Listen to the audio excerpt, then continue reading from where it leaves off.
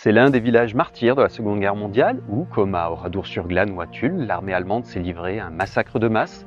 Et Taubon, petit village de Haute-Saône, a vu en septembre 1944 la quasi-totalité de ses hommes être fusillés ou déportés en représailles à des actes de résistance. Je vous raconte tout ça. La commune d'Étaubon est située en Haute-Saône, près d'Héricourt, entre Lure et Belfort. Ses 260 habitants, à la veille de la Seconde Guerre mondiale, sont en grande majorité protestants, le village ayant appartenu à la principauté de Montbéliard.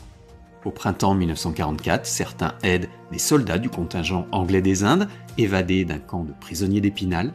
Plus d'une trentaine sera hébergée, nourrie et cachée, et certains guidés jusqu'à la frontière suisse. Des maquis se sont par ailleurs préparés dès 1943 afin d'accompagner l'action des Alliés, dont les membres se mettent en action quand les forces franco-américaines qui ont remonté la vallée du Rhône après le débarquement de Provence du 15 août 1944 entrent en Haute-Saône et libèrent les 2/3 du département en une dizaine de jours. Aux côtés de 3 maquis locaux, celui d'Étaubon et ses 80 hommes, dont certains soldats indiens, harcèlent les Allemands sur la route de forêt entre Lure et Héricourt. Les accrochages sont nombreux et meurtriers dans chaque camp.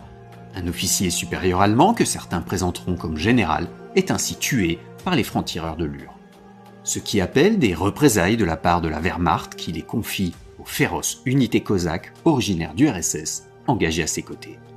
20 hommes sont fusillés à Hoffmont le 16 septembre et 40 à Magny-d'Anigon 2 jours plus tard.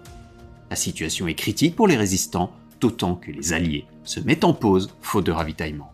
La ligne de front se fige à une dizaine de kilomètres d'Étaubon, dont les habitants présents dans le maquis rentrent chez eux sans réussir à ce que plusieurs soldats allemands qu'ils avaient emprisonnés dans la forêt s'évadent.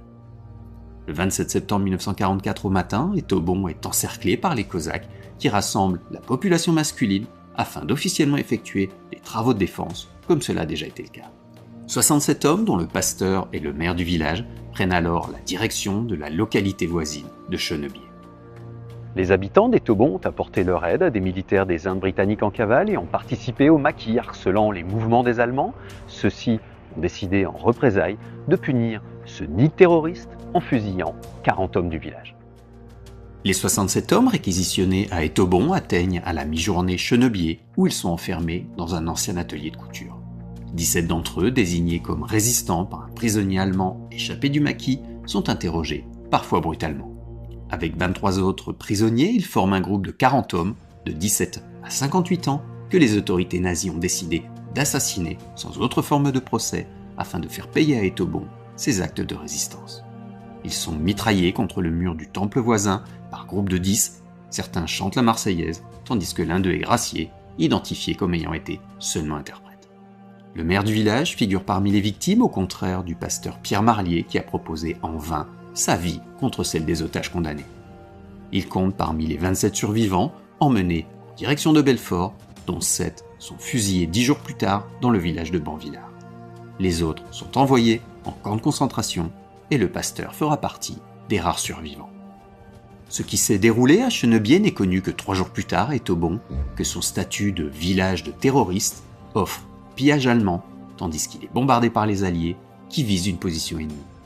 Cet enfer dure 2 mois, alors que les enfants ont pu être envoyés à l'abri en Suisse, les habitants continuent à aider les soldats britanniques des Indes, encore présents. La libération d'Étaubon intervient le 18 novembre 1944. Des funérailles collectives sont organisées 3 semaines plus tard pour les 39 corps exhumés d'une fosse commune à Chenebier et les 7 fusillés de Banvillars. Un monument leur sera dédié où figurent notamment des plaques commémoratives britanniques et indiennes. Étaubon, village martyr de la Seconde Guerre mondiale, a reçu la croix de chevalier de la Légion d'honneur et la croix de guerre avec palme. Privée de la grande majorité de ses hommes, la commune a dû compter sur la solidarité française et internationale, notamment venue de Suisse, pour se relever. La tragédie vécue par Étaubon en 1944 est restée très vivace grâce à un travail de mémoire et des commémorations ont lieu ici chaque 27 septembre. Le village a une place à part dans l'histoire du Nord-Franche-Comté, d'autant que la comtesse Henriette de Montbéliard, la fameuse Tantéry, y a vécu et que c'est sur une colline de la commune qu'a eu lieu le premier crash d'Air France en 1933. Mais ça, ce sont d'autres histoires que nous aurons explorées.